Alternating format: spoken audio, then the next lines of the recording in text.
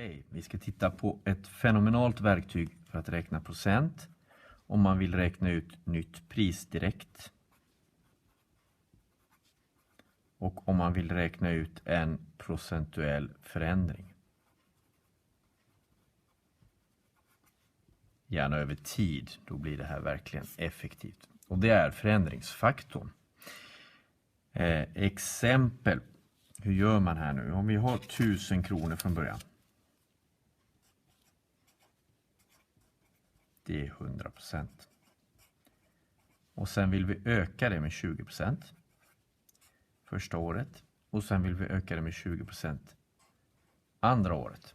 Så är min fråga, hur många procent ökar pengarna? Och ja, nytt pris är väl inte, men vi kan räkna ut hur mycket pengar vi har efter 2 ökningar.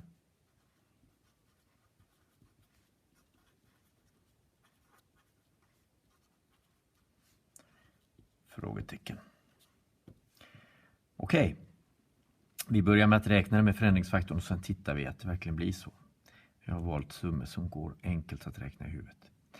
Om vi lägger till 20% från början, då betyder det, så här kommer det till 20%, att det nya är 120%. Det skriver man i decimal som 1,2.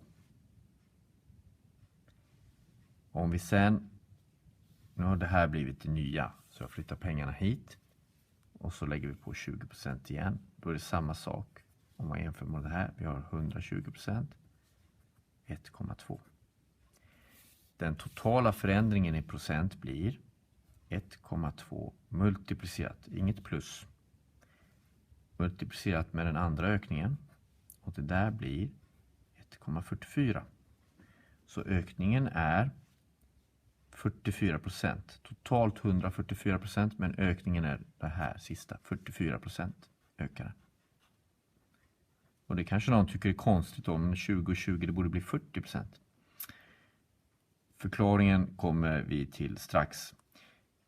Hur mycket pengar är det? Ja, det är ganska enkelt att räkna ut också. För om vi har 1000 kronor från början.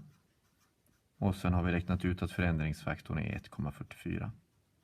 Då blir det 1000 gånger 1,44. 1440 kronor. Så snabbt gick det. Vad var det som hände här egentligen? 1000 kronor. 20% på det. Då vet vi tar den gamla vägen här. Gamla sättet. 1000 kronor. Och så vet vi att 10% av det. Om man delar med 10. Det är 100 kronor. Då måste 20% vara 200 kronor. Så jag lägger på 200 kronor. 1200 kronor. Jaha. Så nu har jag 1200. Det är mina nya 100% här. Det är det jag har. Sen ökar jag med 20% igen. Och här kommer då förändringen. För att 20% på 1200. Jag ska se vad jag ska skriva det. Här. 1200. Vi kör 10% först. 10% blir 120 kronor. Då blir 20% 240 kronor.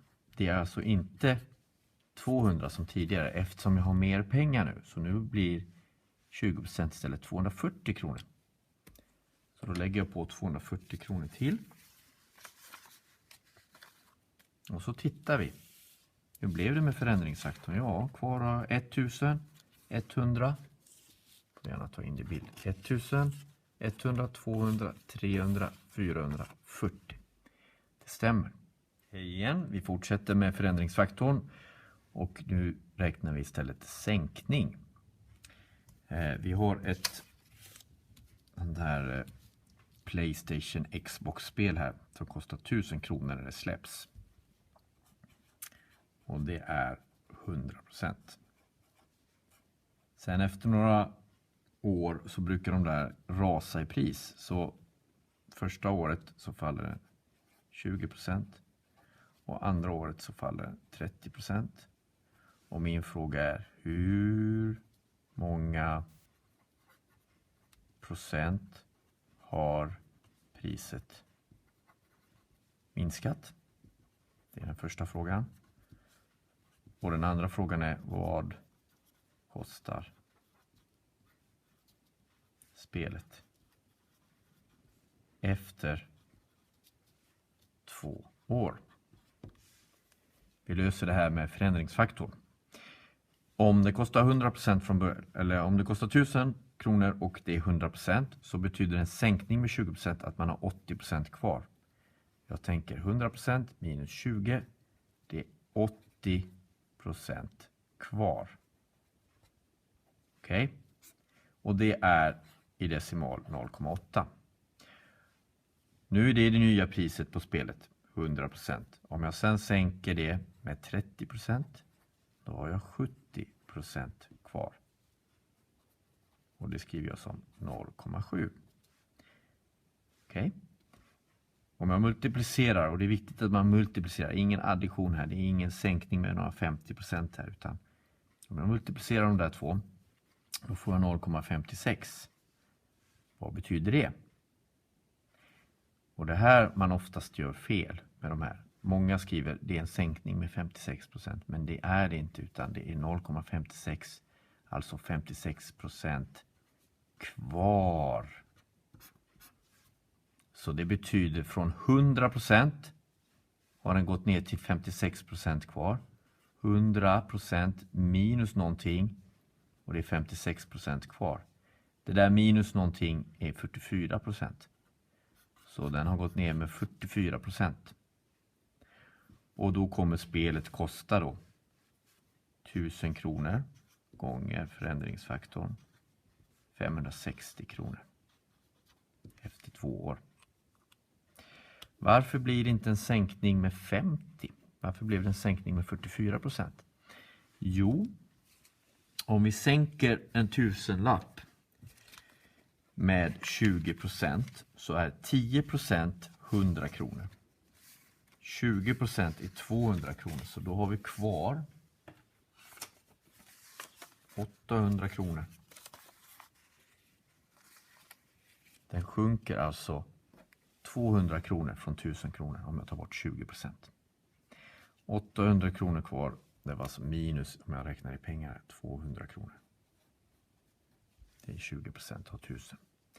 Men nu är det ju, spelet kostar mindre nu, så när jag tar 30% på det där, då är det inte 300 kronor bort, utan 30% på det här. Det här är liksom mina 100% det jag har nu, det spelet kostar. Och då får vi nästan räkna ut det där. Det här är 800 kronor. Vi kan räkna ut vad 10% är. Det är en tiondel. Det är 80 kronor. Och då måste 30% vara 3 gånger mer. 3 gånger 80. Det är 240 kronor. Så jag ska ta bort från det här, från mina 800, 240 kronor. Så sänkningen här först var 200 kronor.